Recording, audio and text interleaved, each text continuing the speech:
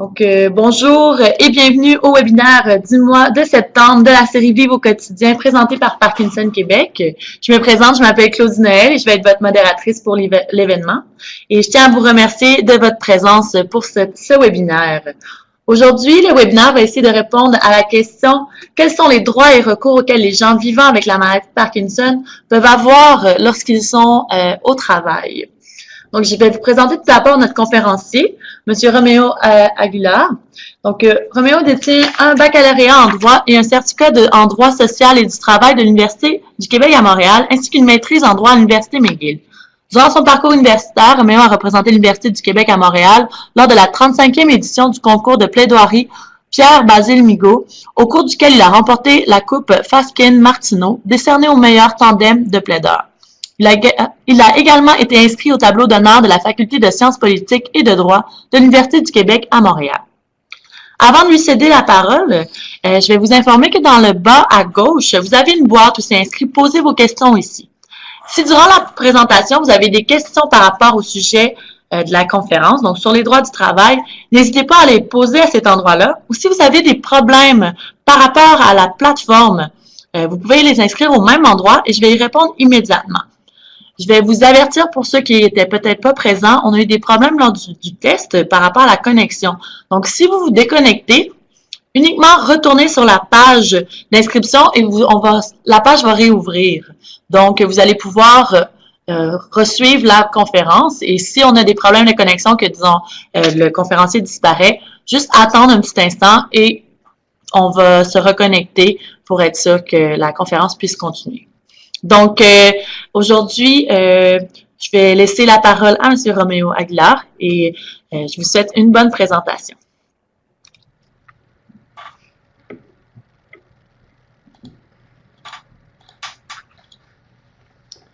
Alors, bonjour à tous. Merci Claudie pour cette belle présentation. Merci aussi à Parkinson Québec de me permettre de pouvoir m'adresser à vous aujourd'hui.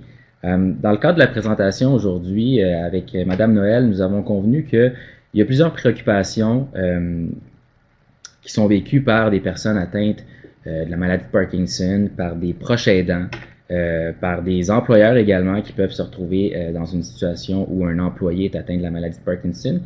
Et cette réalité engendre et amène un lot de préoccupations et d'enjeux légaux auxquels il est important de savoir faire face. Alors, on va débuter tout d'abord avec une présentation des organismes qui peuvent vous venir en aide ou du moins qui peuvent vous donner énormément de renseignements. La conférence d'aujourd'hui, elle se veut très générale. Le but, c'est de vous donner un aperçu des droits et recours d'une personne atteinte de maladie de Parkinson dans le cadre de son emploi. Mais si jamais vous avez besoin de plus d'informations, je vous invite fortement à communiquer d'une part avec la Commission des normes de l'équité, de la santé et de la sécurité du travail, au numéro qui est à l'écran, et également à la Commission des droits de la personne et des droits de la jeunesse. C'est les organismes qui sont habilités à gérer les législations que je vais vous parler aujourd'hui. C'est important aussi pour les employés qui travaillent pour une entreprise de juridiction fédérale de se référer à la Commission canadienne des droits de la personne. Vous pouvez aller sur Google et facilement vous allez trouver le site internet. C'est des sites qui sont très bien faits. Vous pouvez également appeler à la ligne générale. C'est vraiment des préposés qui sont très au courant de la loi qu'ils administrent et ils seront en mesure de vous donner beaucoup d'informations. Alors allons-y avec un aperçu du plan de la conférence d'aujourd'hui. Alors tout d'abord, on va commencer par établir le cadre légal, donc les législations qui s'appliquent à un travailleur atteint de la maladie de Parkinson afin de déterminer quels sont ses droits d'une part et quels sont ses recours d'autre part. Par la suite, on va aborder le sujet des obstacles en matière d'emploi parce qu'il y en a et vous en êtes conscient. On va aborder évidemment la question de la discrimination parce que qui dit personne atteinte de maladie dit discrimination au travail. Avec la discrimination vient l'obligation d'accommodement de l'employeur et c'est également un sujet qu'on va aborder. Ceci étant dit, débutons immédiatement avec l'établissement du cadre légal. Alors tout d'abord, lorsqu'on se pose la question à savoir quelle est la législation applicable pour un employé, c'est important de se poser plusieurs questions, mais deux questions principales. Alors tout d'abord, il faut savoir si on est en matière de rapport individuel ou de rapport collectif. Rapport individuel, il s'agit d'un milieu qui est non syndiqué, alors qu'un rapport collectif, c'est un milieu syndiqué. C'est assez facile de le savoir. Dans le milieu de travail, très facilement et habituellement, lorsque vous allez arriver, vous allez savoir si vous êtes syndiqué ou non, si la personne que vous aidez est syndiquée ou non, parce qu'il y a la présence d'un syndicat. Et tout ça est expliqué au préalable dès l'entrée à l'embauche. Alors, première question qu'il faut se poser, s'agit-il d'un milieu syndiqué ou non? Deuxième question qu'il faut se poser, est-ce qu'il s'agit d'une entreprise de juridiction provinciale ou plutôt une entreprise de juridiction fédérale? C'est important de se poser la question, puis je vous donne des exemples d'entreprises de juridiction fédérale. On va parler de banques, des services postaux, du domaine de la navigation. Par exemple, un port. Alors, tous les employés qui vont travailler pour ce genre d'entreprise seront assujettis aux législations qui visent les entreprises de juridiction fédérale. Alors, débutons d'abord avec les rapports individuels dans le cadre d'une entreprise de juridiction fédérale. Alors, les lois qui vont s'appliquer notamment seront le Code canadien du travail, puis également la loi canadienne sur les droits de la personne. En matière de rapport individuel pour une entreprise de juridiction provinciale, c'est plutôt la loi sur les normes du travail qui va s'appliquer, également la Charte des droits et libertés de la personne. Aujourd'hui, dans le cadre de la présentation, je vais plutôt aborder tout ce qui est législation provinciale, donc législation qui s'applique à une entreprise de juridiction provinciale, parce que dans le cadre de notre pratique, plus souvent qu'autrement, les salariés travaillent pour des entreprises de juridiction provinciale. Et ce que vous devez savoir, c'est que toutes les protections qui sont prévues dans les législations provinciales se retrouvent sensiblement également dans les juridictions, dans les législations de juridiction fédérale. Donc, quand il va être matière de discrimination, d'obligation, d'accommodement raisonnable, c'est tous des concepts qui se retrouvent également et qui s'appliquent à une entreprise de juridiction fédérale.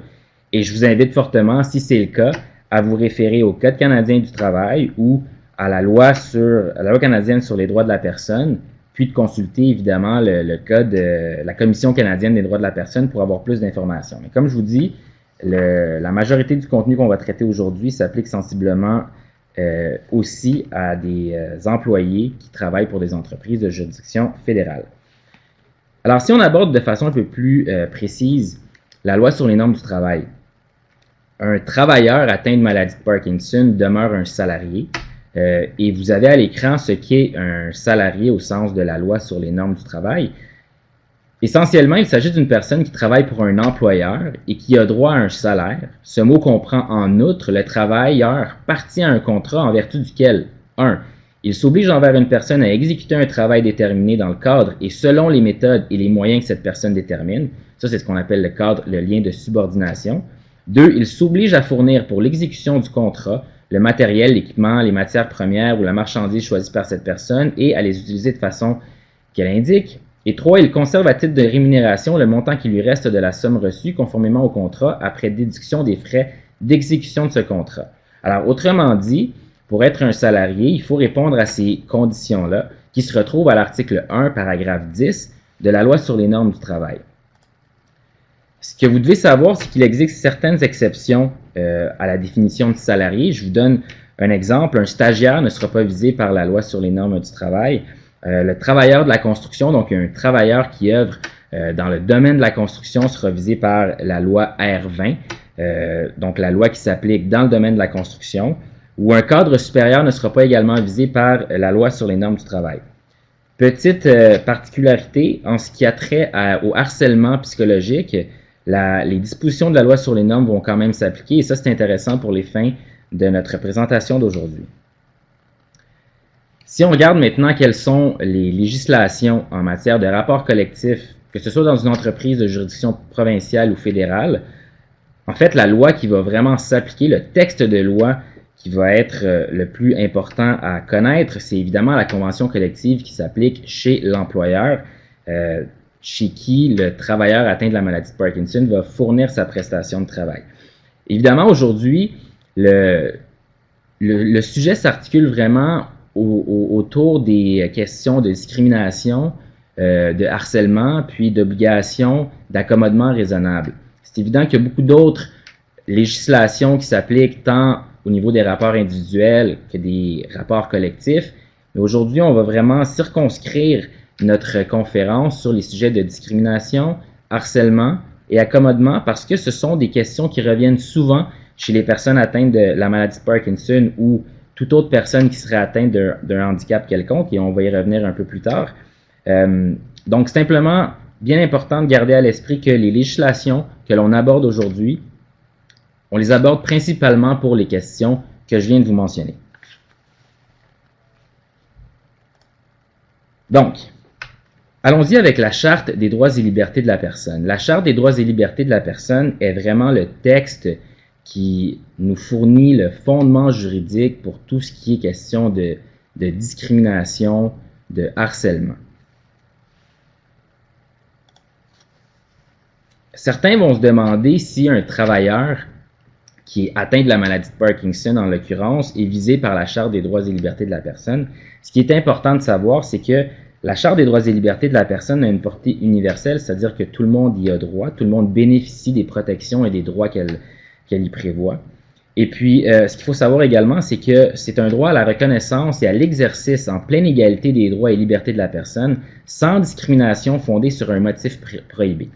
Alors, la question se pose, quel est ce motif prohibé? Bien, ce motif prohibé, il est prévu à l'article 10 de la Charte des droits et libertés de la personne, et c'est important de bien saisir la portée de ce texte que vous avez à l'écran, et on va le lire ensemble pour que vous compreniez un peu plus ce qu'on entend par motif prohibé. Alors, le libellé de l'article 10 de la Charte prévoit que toute personne a droit à la reconnaissance et à l'exercice en pleine égalité des droits et libertés de la personne, sans distinction, exclusion ou préférence fondée sur la race, la couleur, le sexe, l'identité. Vous pouvez voir qu'il y en a plusieurs autres, le handicap entre autres. Et ça, c'est ce qui nous intéresse particulièrement aujourd'hui.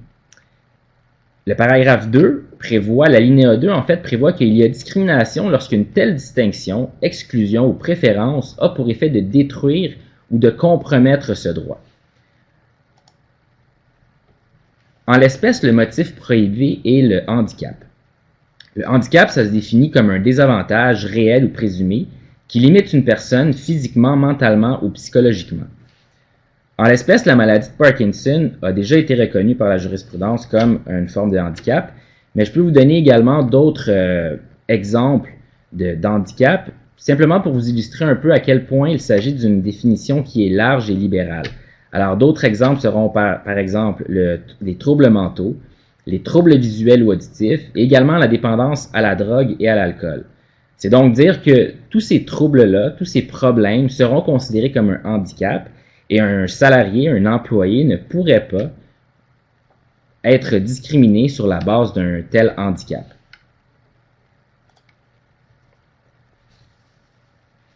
Regardons un peu maintenant les obstacles en milieu de travail parce qu'ils sont réels et la plupart des travailleurs atteints d'un handicap les subissent et c'est de là que découlent toutes les questions des droits et recours qui existent pour les travailleurs atteints de la maladie de Parkinson.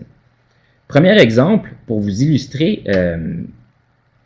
que c'est une réalité qui va bien au-delà d'une maladie, on a le premier exemple. À la suite d'un accident automobile, un conducteur de camion subit une amputation à un pied.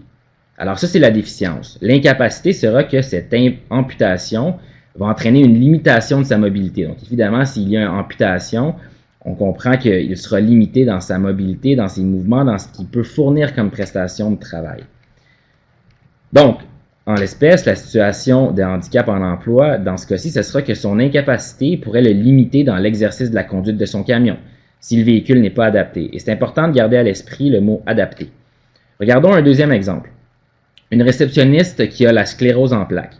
Alors, l'incapacité, c'est que cette maladie entraîne une fatigabilité extrême, des troubles d'équilibre et une raideur musculaire. Donc, la situation de handicap, en l'occurrence, c'est que ces incapacités obligeront la personne, la réceptionniste, à s'absenter de son travail pour des périodes plus ou moins longues. Évidemment, l'apparition des symptômes est imprévisible et puis après chacune des absences, la personne pourra reprendre le travail progressivement. Si on regarde de façon un peu plus précise les symptômes de la maladie de Parkinson, simplement pour être capable de s'imaginer ou d'illustrer quelles pourraient être ces situations d'incapacité.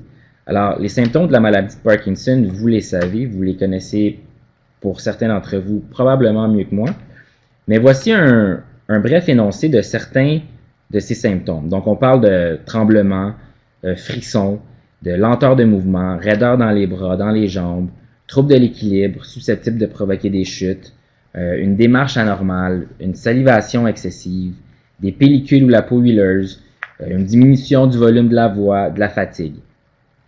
Ce qui est important de comprendre ici, c'est que tous ces symptômes peuvent mener à des situations de discrimination, mais également à des situations de harcèlement.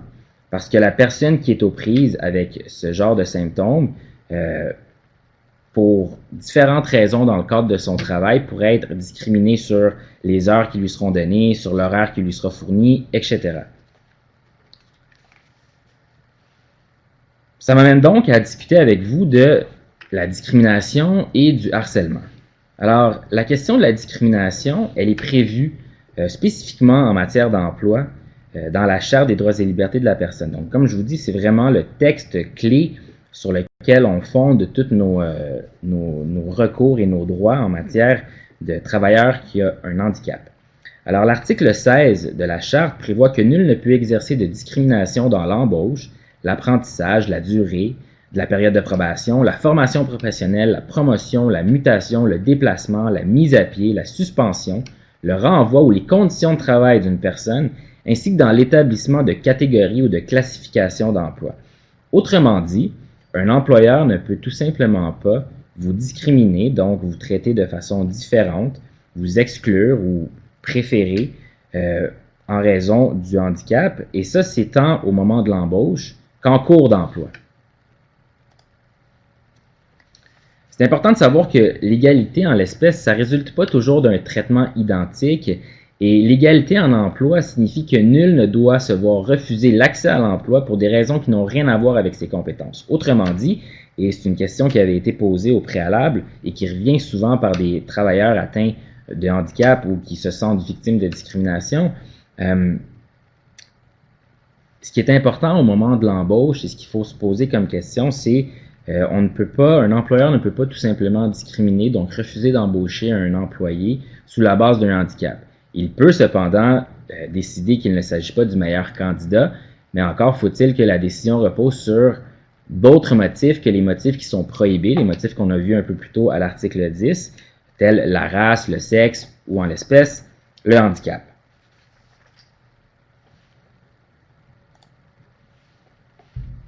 On va regarder maintenant quelques exemples d'obstacles en milieu de travail, donc des sources potentielles de discrimination.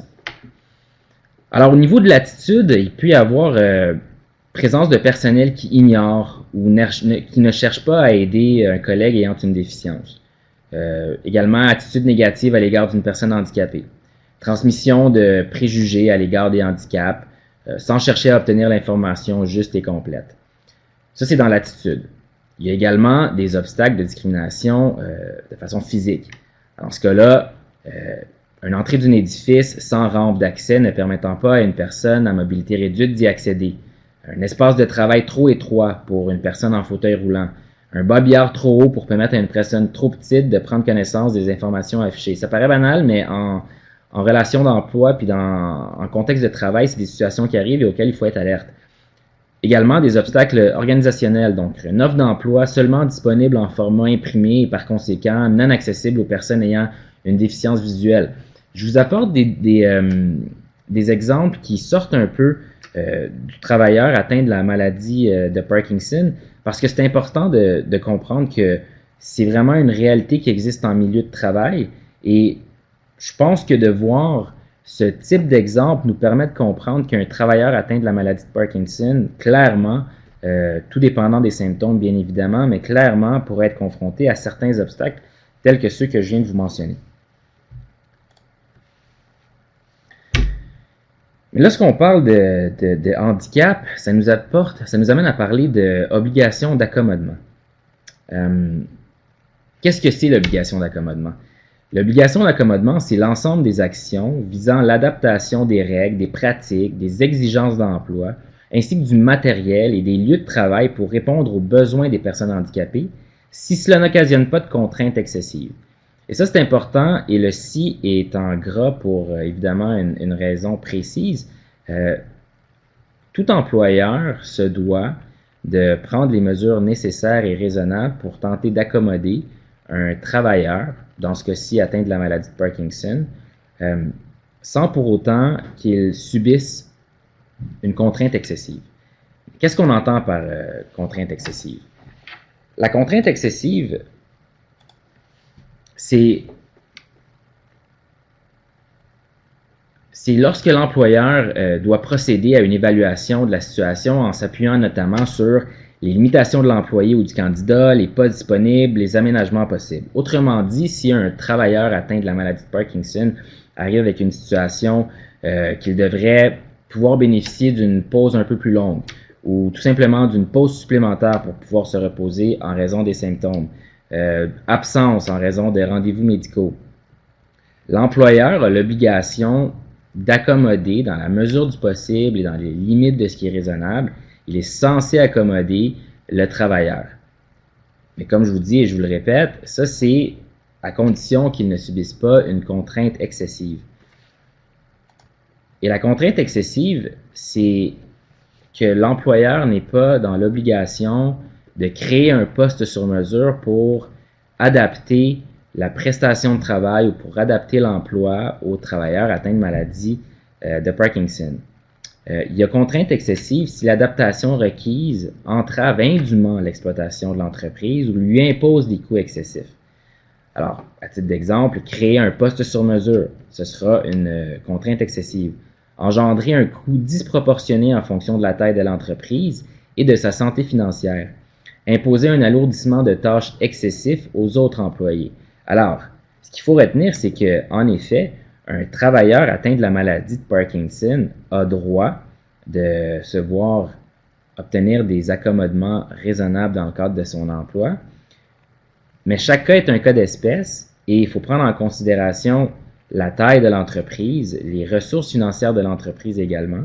Il ne faut pas que ça soit un alourdissement pour le reste des employés. Donc, si jamais il faut adapter le poste ou les tâches que le travailleur atteint de la maladie de Parkinson effectue, ça ne doit quand même pas être une conséquence négative ou engendrer des conséquences nuisibles sur le reste de ses collègues de travail.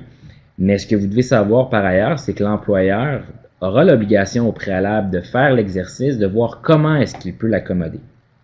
Et s'il n'est pas capable, si jamais cela se rend en cours, ce sera à lui de démontrer que l'accommodement était impossible en raison de la contrainte excessive.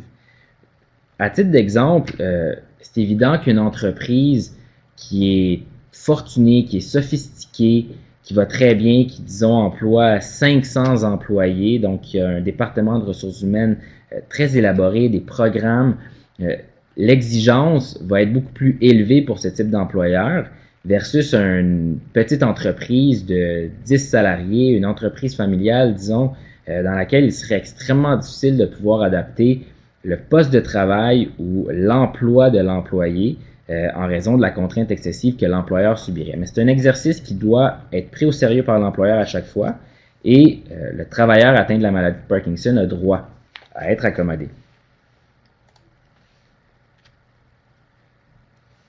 On va traiter maintenant de la question du harcèlement parce que avec des symptômes comme ceux que peuvent subir ou avec lesquels ils sont pris les personnes atteintes de maladie de Parkinson, ça peut mener malheureusement à des situations de harcèlement. L'article 10.1 de la Charte prévoit que nul ne doit harceler une personne en raison de l'un des motifs visés dans l'article 10. Alors on revient encore une fois à l'article 10 et c'est important de retenir cet article parce que c'est un article qui prévoit les motifs qui sont prohibés et en l'espèce le handicap. Donc aucun travailleur atteint de maladie de Parkinson, tout comme aucun travailleur en général ne doit subir de harcèlement, mais encore plus lorsqu'il s'agit de harcèlement qui est fondé sur un motif prohibé par l'article 10. Quoi faire s'il arrive une situation de de harcèlement ou de discrimination auprès d'un travailleur atteint de la maladie de Parkinson, ce qu'il faut faire, c'est évidemment une plainte à la Commission des droits de la personne et de la jeunesse. Je vous invite fortement, si jamais vous désirez avoir plus d'informations, à aller sur le site de la Commission qui se retrouve dans la présentation à la diapositive 2, ou bien de les contacter directement. Ce que vous devez savoir, par ailleurs, c'est que lorsqu'on dépose une plainte, voici ce qui est censé se retrouver dans la plainte et les informations que je vous donne sont très faciles d'accès sur le site de la Commission des droits de la personne et de la jeunesse. Alors, d'abord, il faut écrire les dates importantes, les noms et coordonnées des témoins de l'entreprise ou de l'organisme qui est concerné, les faits, les gestes, les paroles ou autres indices liés à la discrimination ou au harcèlement. Les autres recours que vous avez exercés pour les mêmes faits, parce que c'est important, on va le voir un peu plus tard, il y a le recours en vertu de la charte, mais il y a également un recours au niveau des normes du travail. Et ce qui diffère, c'est le remède que vous recherchez. Le tribunal administratif du travail, qui est le tribunal qui ultimement entendrait votre plainte en vertu de la loi sur les normes, n'a pas les mêmes pouvoirs que le tribunal des droits de la personne qui va entendre ou qui entendrait votre plainte déposée à la Commission des droits de la personne. Alors ça, c'est des informations que vous devez obtenir au préalable pour savoir exactement vers qui doit se diriger votre plainte, tout dépendant de ce que vous recherchez par votre plainte.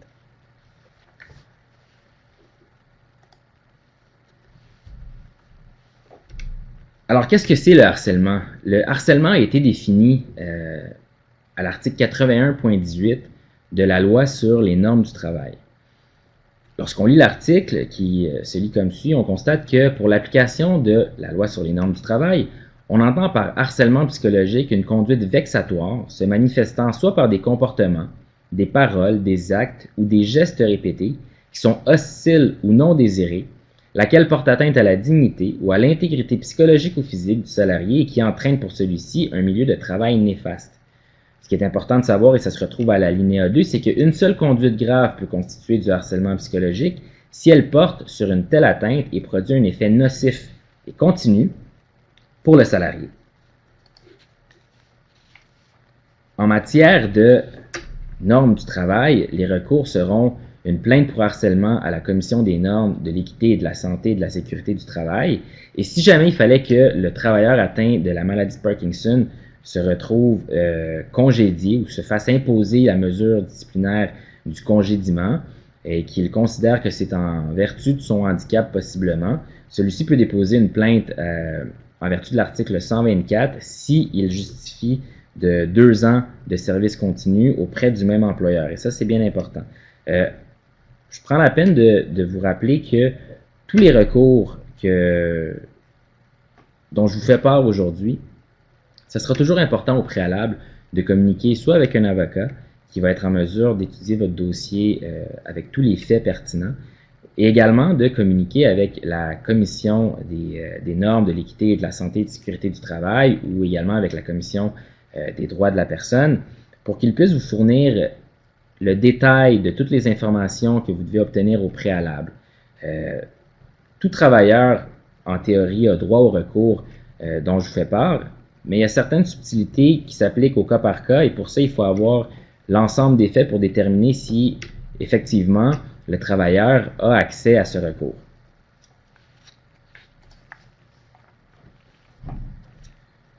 Je vais passer maintenant à 2 questions qui nous ont été posées à plusieurs reprises et qui, je crois, s'appliquent clairement à un travailleur atteint de la maladie de Parkinson. Alors, tout d'abord, la question suivante, dans un formulaire de demande d'emploi, on me demande si je prends des médicaments ou si je suis des traitements médicaux.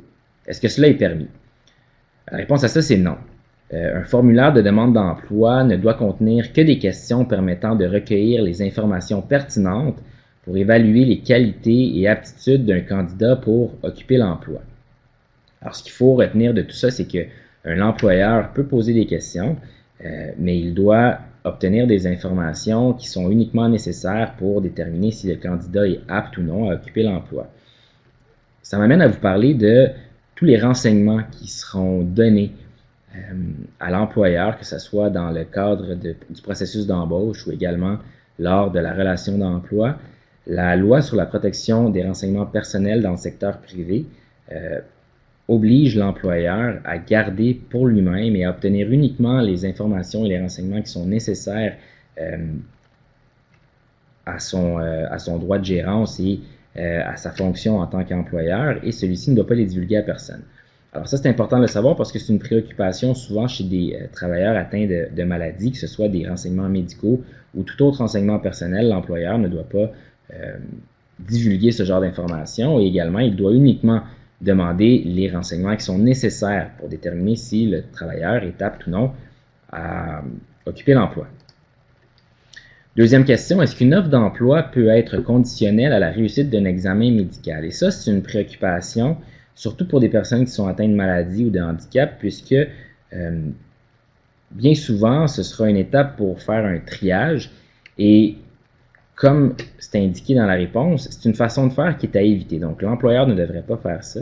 Il est plutôt conseillé de demander un examen médical de pré-embauche et de ne pas formuler d'offre d'emploi conditionnelle. Il reviendra ensuite à l'employeur de décider s'il embauche ou non le candidat en fonction du résultat du test, selon qu'il est apte ou non à remplir les exigences du poste. Alors, la question primordiale qu'il faut toujours se poser, c'est est-ce que l'information qui est demandée vise à permettre à l'employeur de juger si le salarié ou le candidat est apte à accomplir ou non les exigences du poste. Alors, pour ma part, c'est ce qui complète la formation conférence d'aujourd'hui. C'est évident que nous sommes allés dans les sujets de façon très générale parce que, comme je vous explique, c'est des situations qui demandent beaucoup de faits. Chaque cas est un cas d'espèce, mais avec l'aperçu que nous avons eu aujourd'hui, vous savez désormais où vous diriger pour obtenir plus d'informations ou plus de détails. Puis, on a également abordé les droits et les recours généraux qui s'offrent à un travailleur atteint de la maladie de Parkinson. Alors, pour ma part, je vous remercie, puis je vais prendre les questions des gens qui ont assisté à la conférence aujourd'hui. Merci beaucoup, Roméo, pour la présentation. Donc, je vais juste changer la plateforme. Si vous avez des questions, vous pouvez les inscrire au centre. Donc, je vais les poser à voix haute pour que tout le monde puisse les entendre et que Roméo puisse y répondre. Donc, pendant la présentation, on a eu une première question qui était, est-ce que, c'est totalement général, mais est-ce que la diapositive va être disponible? Est-ce que vous voulez les rendre accessibles après pour la présentation pour que les gens puissent avoir accès aux informations? Oui. Absolument. La conférence d'aujourd'hui, la présentation sera disponible pour que vous puissiez l'utiliser à vos fins personnelles. Parfait. Donc, on nous a envoyé la présentation par courriel aux personnes qui sont présentes et aussi vous allez avoir l'information pour lorsque la vidéo va être disponible. Donc, nous avions quelques questions. Donc, tout d'abord, si un employé a peur d'être victime de discrimination, donc auprès de qui il peut aller porter plainte? Je sais qu'on a parlé d'aller voir tel groupe, mais est-ce qu'il y a des personnes, ressources plus à aller voir ou des choses comme ça? OK, alors, c'est une très bonne question. Je suis content que la question soit posée parce que c'est en pratique des questions qui nous sont souvent posées. Chez tout employeur, tout employé, en fait, a un superviseur immédiat auprès duquel il peut se référer pour quelconque problème. Tout dépendant de l'entreprise, il va y avoir des politiques également qui sont prévues. Mais pour la personne qui se pose la question, la meilleure chose à faire, c'est lorsqu'on vit une situation ou lorsqu'on pense qu'on vit une situation de discrimination ou de harcèlement, c'est d'en parler à son supérieur immédiat de 1 pour que la situation soit dénoncée. De 2, de demander à qui est-ce qu'on doit en parler. Est-ce que c'est le superviseur lui-même qui va faire la rencontre ou c'est peut-être un conseiller en ressources humaines qui se trouve chez l'employeur qui va préparer une rencontre et qui va prendre en charge le dossier, qui va s'occuper de mener une enquête à l'interne parce que tout employeur a cette responsabilité de s'assurer qu'une situation de harcèlement ou de discrimination n'ait pas lieu à l'intérieur de son établissement ou des lieux dans lesquels il a son droit de gérance. Donc, pour répondre à la question, il faut se référer dans un premier temps au supérieur immédiat. Celui-ci sera en mesure de vous donner les informations sur qui s'occupe de gérer ce genre de dossier. Puis à ce moment-là, ça sera vraiment le processus interne de l'employeur qui sera mis en marche. mais ça ne vous empêche pas d'autre part de communiquer également avec les organismes que je vous ai présentés un peu plus tôt en début de présentation. Et c'est important et j'encourage beaucoup les gens à parler des situations qui sont vécues directement chez l'employeur. Et j'encourage même de le faire avant d'aller à l'externe, c'est-à-dire de voir les organismes, parce que si l'employeur ne le sait pas au préalable, c'est un peu difficile pour lui de pouvoir réagir rapidement. Et s'il faut attendre qu'un inspecteur de la CNESST ou qu'un intervenant de la Commission des droits de la personne fasse une intervention, il peut avoir un long délai. Et pour le travailleur qui est en position de vulnérabilité ou qui se sent victime de discrimination ou de harcèlement, ça va prendre plus de temps. Donc, se référer au supérieur immédiat pour tout problème ou pour toute situation qui semble conflictuelle. Parfait, merci beaucoup. Donc, une autre question. Donc, les notions d'accommodement raisonnable et de contrainte excessive sont relatives et subjectives. Comment un employé atteint de la maladie de Parkinson qui a un faible revenu peut se protéger et surtout déterminer si l'employeur a agi de bonne foi? OK. C'est une excellente question. C'est une question qui est très délicate parce que, comme je vous ai dit, chaque cas est un cas d'espèce. Pour savoir si l'employeur a agi de bonne foi ou non, c'est évident qu'un salarié, un employé à qui on dit « malheureusement, je ne peux pas t'accommoder », c'est frustrant. C'est une situation qui va engendrer des conséquences, ça c'est indéniable sur l'employé. Mais à ce moment-là, la meilleure façon de se protéger, c'est de se référer justement aux organismes, que ce soit la Commission des droits de la personne, dans ce cas-ci, ce serait la Commission des droits de la personne pour tout ce qui est discrimination, ou également la CNESST. C'est la seule façon de se protéger. Il faut d'abord en parler à l'employeur, il faut d'abord exposer clairement, et je crois qu'en relation de travail, il n'y a rien de mieux qu'un employé qui parle à son employeur et un employeur qui également fait preuve de transparence avec son employé pour que les deux soient capables d'établir si, évidemment, il y a une solution. Mais on présume que tout le monde est de bonne foi. La bonne foi se présume tant au niveau de l'employeur que de l'employé. L'employeur, comme je vous dis, a une obligation d'accommodement. Celui-ci a un lourd fardeau, c'est-à-dire qu'il doit s'assurer d'avoir fait tout ce qui est raisonnable pour évaluer s'il est en mesure d'accommoder le salarié. Donc, le meilleur conseil que je peux donner, c'est la façon de se protéger, c'est de faire preuve de transparence avec l'employeur. Puis par la suite, si jamais l'employé sent qu'il n'a pas bénéficié des mesures qui étaient disponibles de la part de l'employeur, à ce moment-là, c'est de déposer des plaintes et les recours que je vous ai mentionnés, parce que ces questions-là, ultimement, elles seront débattues devant un tribunal. Et le tribunal va regarder quelles ont été les mesures qui ont été prises par l'employeur, quelle a été l'évaluation qu'il a faite, est-ce qu'il y a contrainte excessive ou non. Et ça, c'est important de vous rappeler que ce sera à l'employeur de démontrer qu'il est dans l'impossibilité d'accommoder le travailleur atteint de la maladie de Parkinson. Donc, c'est la meilleure façon de protéger. De toute façon, ce sont des lois qui visent notamment à protéger le travailleur. Merci.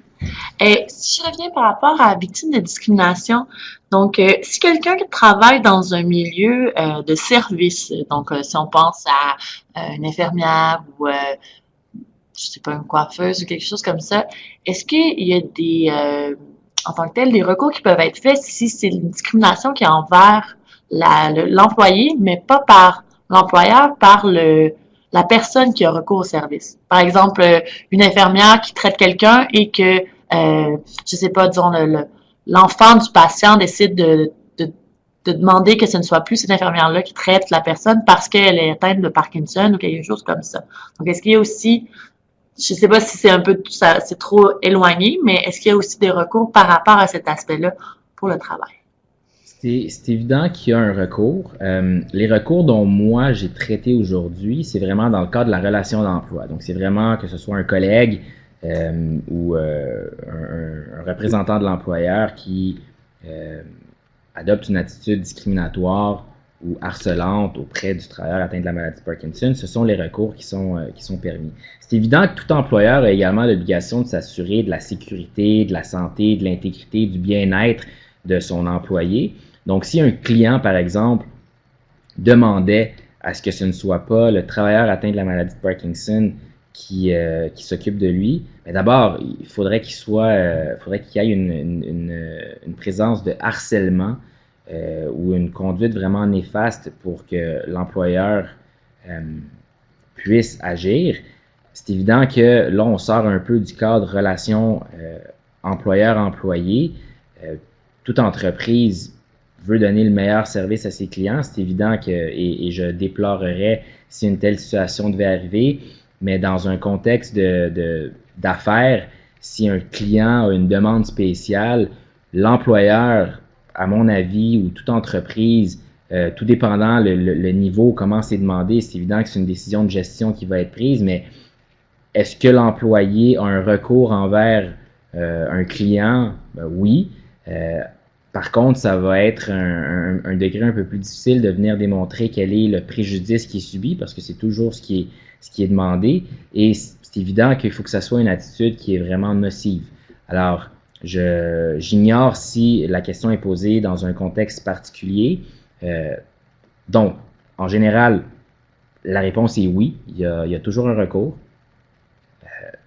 Ensuite, c'est de se poser la question à quel point est-ce qu'on peut démontrer le préjudice qui est subi et quel est en effet le comportement ou le manquement qu'on reproche aux clients ou aux patients.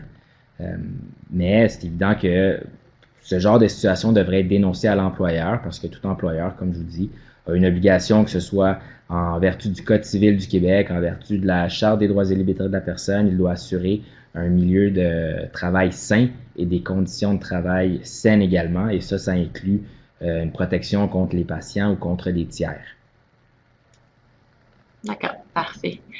J'ai quelqu'un qui dit que ça fait 10 ans qu'il travaille pour son employeur, puis il vient d'être déclaré, il vient d'être diagnostiqué par rapport à la maladie de Parkinson. Il voulait savoir est-ce qu'il doit en faire l'indiquer à son employeur ou doit uniquement le faire part quand quand les symptômes apparaissent ou des choses comme ça. Je sais qu'on en a parlé un peu, mais Ouais. si c'est pendant l'emploi qu'on apprend.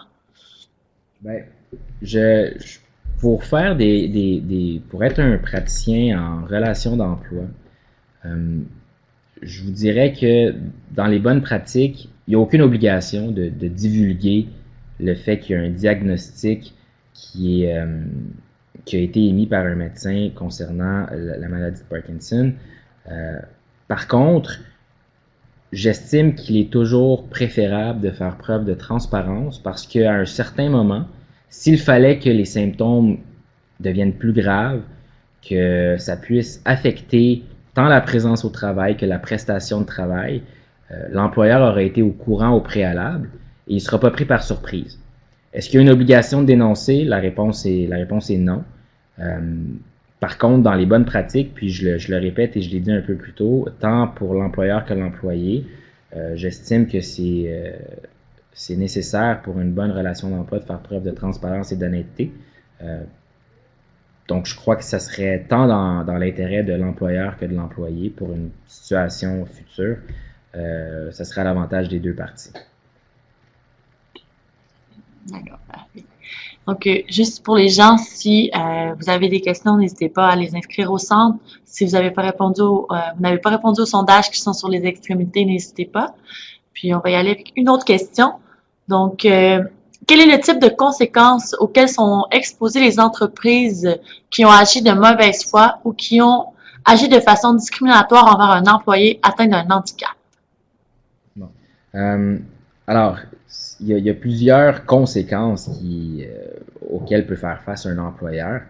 C'est évident que s'il y a prenons par exemple une plainte qui est déposée à la Commission des droits de la personne, l'employeur pourrait se voir condamné à débourser ou à compenser, à indemniser le salarié pour les préjudices qu'il a subis. Donc ça implique un montant d'argent. Est-ce qu'il y a un montant d'argent qui est déterminé? La réponse est non. Ça va dépendre de l'atteinte du préjudice qui est subi par la personne. Et ça, c'est toujours la même situation qui se produit. C'est quelle est la preuve qui est fournie, quel est le préjudice qui peut être démontré. Et c'est là-dessus que sera établi le montant de l'indemnisation qui sera accordé. Donc ça, c'est une première conséquence. Deuxième conséquence, c'est que l'employeur peut également être tenu à des amendes pour des comportements fautifs. Ça résume pas mal ce que l'employeur peut subir comme conséquence, mais la majeure partie du temps, ce sera les dommages qu'il devra débourser à l'employé pour le préjudice qu'il a subi.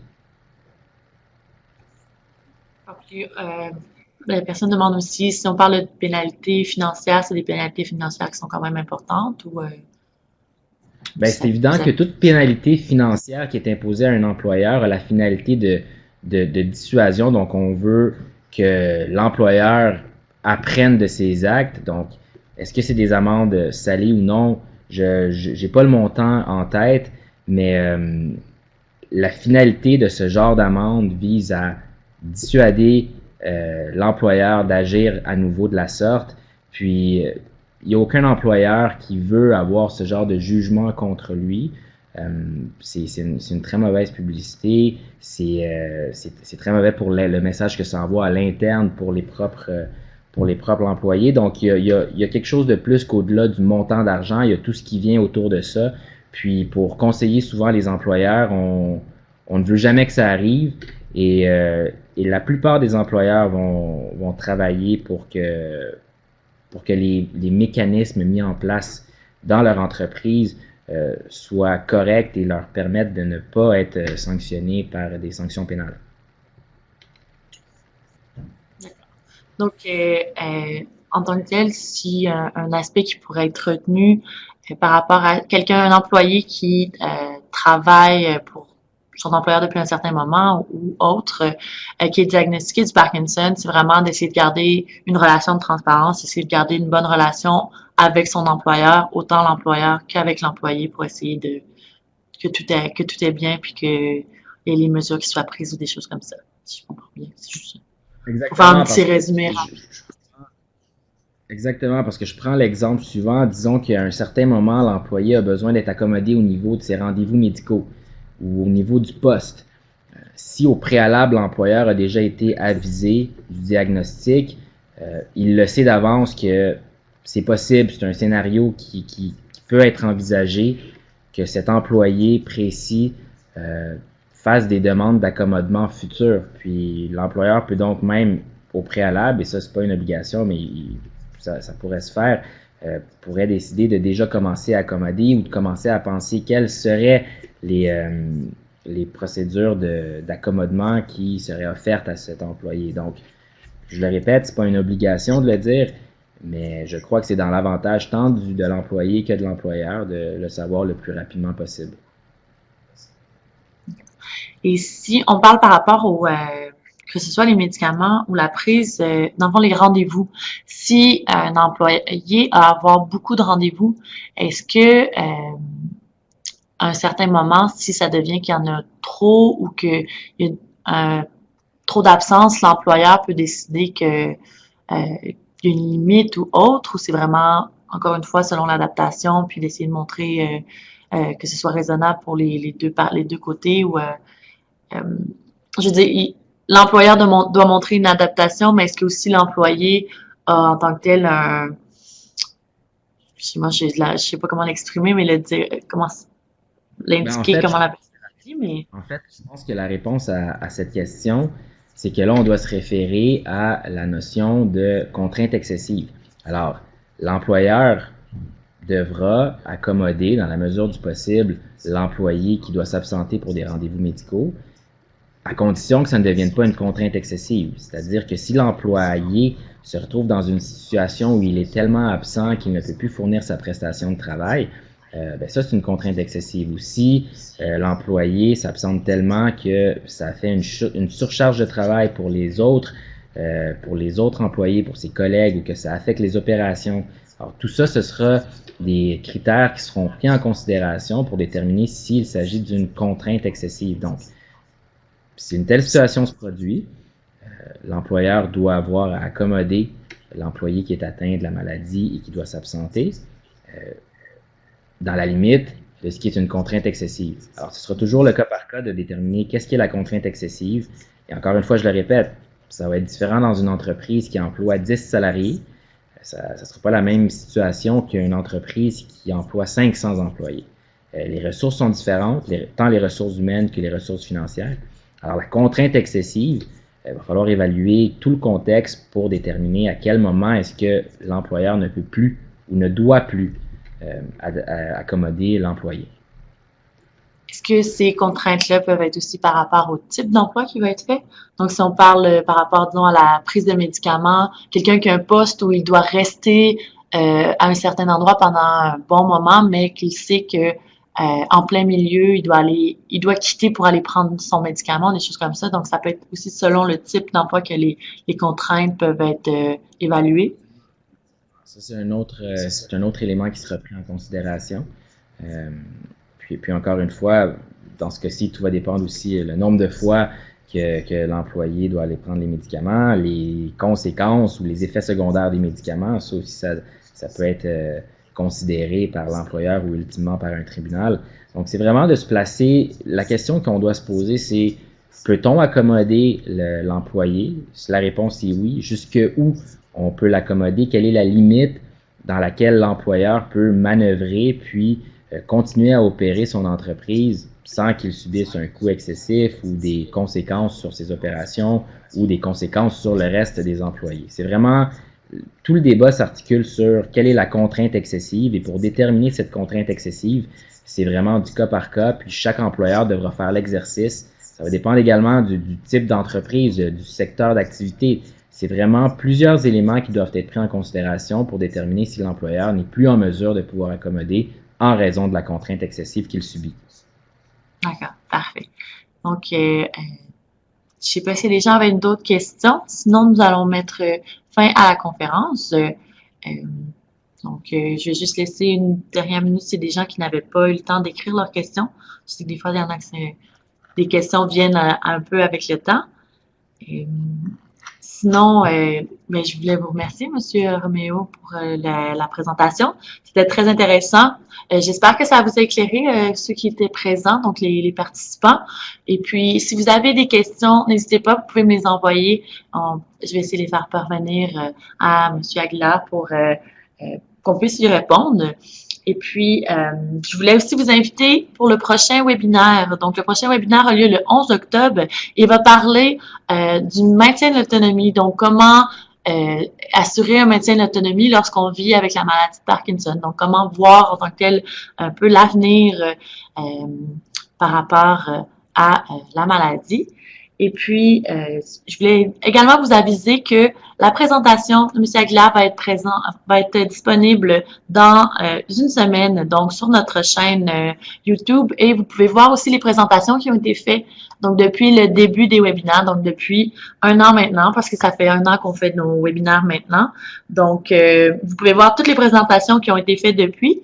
Et aussi, si vous avez des personnes que vous connaissez qui sont atteintes de la maladie ou même des personnes qui sont proches de vous, qui veulent en savoir plus par rapport aux droits de la personne, aux droits du travail par rapport aux gens qui sont atteints de la maladie de Parkinson, je vous invite à participer la semaine prochaine au webinaire qui sera donné en anglais. Donc, il va parler aussi des droits du travail. Donc, n'hésitez pas à en parler à vos proches, aux personnes que vous connaissez.